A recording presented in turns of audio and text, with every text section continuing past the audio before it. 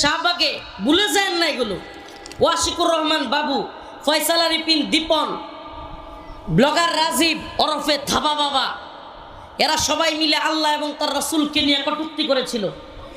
একের পর এক আল্লাহ এবং তার রাসূলকে নিয়ে, আম্মাজানদেরকে নিয়ে ফেসবুকে পোস্ট করতেছিল। এমন সময় লক্ষ লক্ষ তাওহীদবাদী জনতা সহ্য হয় নাই, অন্তরের মধ্যে আগুন জ্বলে গেছে। শাহবাগে ওদেরকে তাড়ানোর জন্য চলে গেছে। মতিঝিলের শাপলা চত্বরে ওনারা জমায়েত হয়েছে। রাতের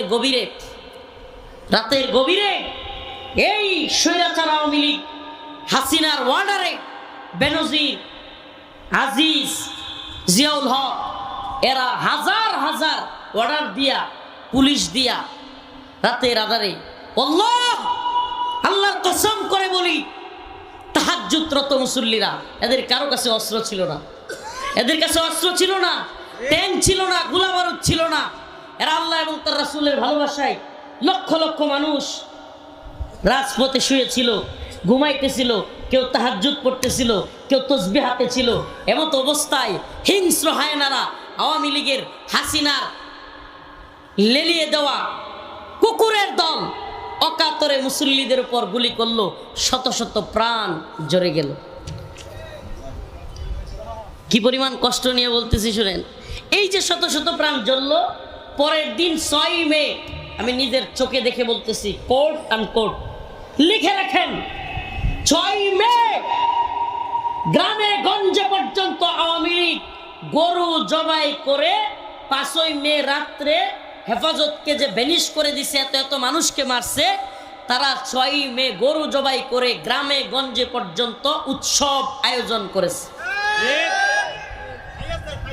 একবার কল্পনা করেন, দয়া করে কে কোন দল করেন, কোন মতের আমি জানি না, একবার কল্পনা করেন, রাতের আধারে তাহাজ্জুদরত নামাজরত মুসল্লিদেরকে গুলি কইরা পরের দিন যারা কিনা গরু জবাই করে উদযাপন করতে পারে, এরা কতটা নৃশংস, এরা কতটা ভয়াবহ, এরা কতটা দানব, এরা কতটা জালেম।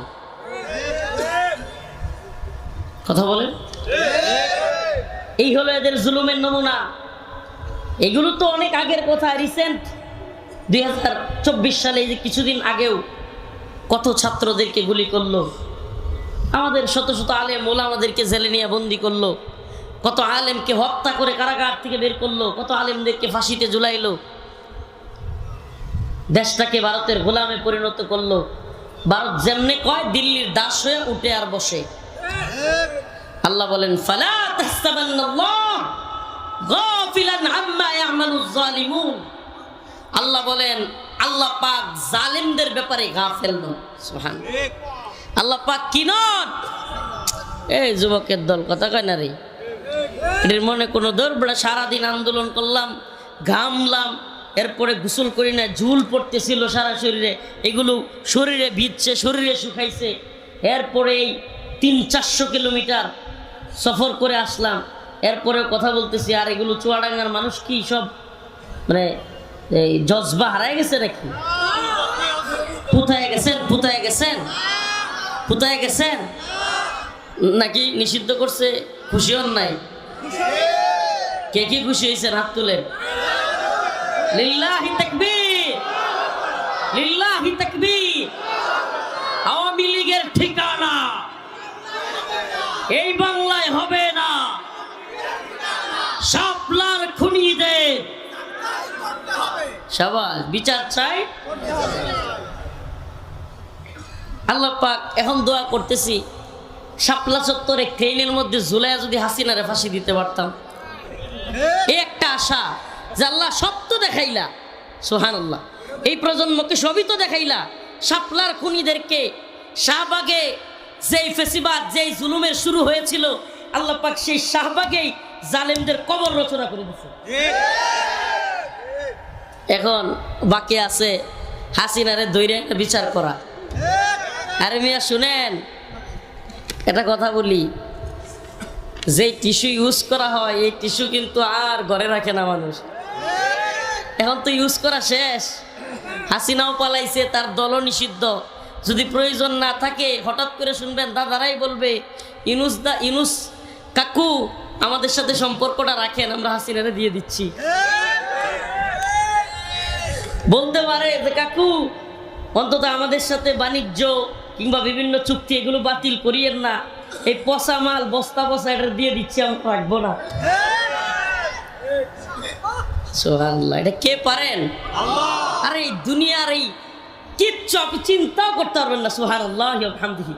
1 বছর আগেও, এই তো 10 মাস আগেও কেউ কল্পনা করতে পারছে এগুলো? মনে আছে আপনাদের? আমাদের এইভাবে আলোচনা করতে আসতাম। আজকে বলবেন অনেকে হুজুর রাজনৈতিক বক্তব্য দিচ্ছেন, আল্লাহ মাফ করুক। কিসের রে ভাই রাজনৈতিক বক্তব্য? আপনি একটু বোঝার চেষ্টা করেন। আমরা ধর্মীয় কথা বলতে চাইতাম, একটু মুনাজাত করতে চাইতাম, মাইক কেড়ে নিয়ে যেত। ভুলে গেছেন আপনারা? এই একটা মাহফিলের জন্য কত অনুমোদন, এই সেই বক্কর চক্কর হিবি জিবি আরো কত কিছু। অমুক কথা বলতে পারবে না, তমুক কথা বলতে পারবে না, এইটা বলা যাবে না, ওইটা বলা যাবে না, মসজিদের খুতবা কি হবে। আল্লাহ কয় কিরে এত বারিস না। আল্লাহ পাক ছাড় দেন কিন্তু ছেড়ে দেন না। আল্লাহ কি করেন? ছাড় দেন কিন্তু ছেড়ে দেন। আল্লাহ পাক বলেন ফালা তাহসাবান্নাল্লাহা গাফিলান আম্মা ইয়ামালুজ জালিমুন ইন্নামা ইউআখিরুহুম লিয়াউমিন তাশখাসু ফীহিল আবসার। আল্লাহ পাক বলেন যে আমি নির্দিষ্ট সময় পর্যন্ত ছাড় দেই। সুবহানাল্লাহ, একটা সময় পর্যন্ত আমি কি করি? কিন্তু ছেড়ে দেই। আল্লাহ যে ছেড়ে দেয় না এটা বুঝছেন তো? যারা আমাদের আপনার মাইক কেড়ে নিত, বক্তব্য দেওয়ার জন্য দিত না, অনুমতি এটা সেটা কত কিছু করতে হইতো। আল্লাহ কয় দাঁড়া, তুই হাসিনা আমার বান্দারা কোরআনের কথা বলবে, তুই তাদের মাইক কেড়ে নেস, তাদের বক্তব্য বন্ধ করে দেস। এখন হাসিনা 40 মিনিটের বক্তব্য দিতে চাইছিল, আপনারা ভুলে গেছেন? শেষ সময়ে দিল্লি যাওয়ার আগে কয় মিনিটের বক্তব্য রেকর্ড করতে চাইছিল? 40 মিনিট। আল্লাহ কয় তাড়াতাড়ি পালা, রান্না করা খাবার খাওয়ার সময় নাই। যদি 40 মিনিট বক্তব্য দিতে চাস তাইলে এদেশের মানুষ নখের ভিতরে তোমার গুস্ত টেনে নিয়ে যাবে। কিছুক্ষণ পরে অবস্থা এমন হবে, সেনাপ্রধান কয় আপা আপা তাড়াতাড়ি বাগেন, নাইলে অবস্থা এমন হবে কিছুক্ষণ পরে জনতার নখের চিপায় আপনি থাকবেন। অনেকে বলবে হাইরে আমার নখের চিপায় হাসিনা নাই। এত মানুষ সবার চিপায় তো নাও যাইতে পারে। এক বক্তব্য দিতে গিয়া গদি শেষ। আরেক বক্তব্য ভারতে দিতে চাইছিল, অনলাইনে জাতির উদ্দেশ্যে, তার বাপের বাড়ি শেষ। আই সুবহানাল্লাহ, সুবহানাকা ইয়া রাব। হায় আল্লাহ, সুবহানাল্লাহ। আলেমদের বক্তব্য বন্ধ করে দিত। মুফতি আমিনী রাহিমাহুল্লাহ শেষ সময়ে এই জালেম মুফতি আমিন রাহিমাহুল্লাহকে ঘরের মধ্যে গৃহবন্দী করেছিলেন। উনি কোনো বক্তব্য দিতে পারতেন না, ঘর থেকে বের হইতে পারেন না। হাফিজ জি হুজুর রহমাতুল্লাহ আলাই গৃহবন্দী করেছিলেন। আল্লামা সাইদি রাহিমাহুল্লাহ কারাগারে আবদ্ধ করেছিল। আল্লামা সাইদি রাহিমাহুল্লাহকে কারাগারে হত্যা করে এই জালেম ঢাকায় জানাজা পর্যন্ত করতে দেয় নাই।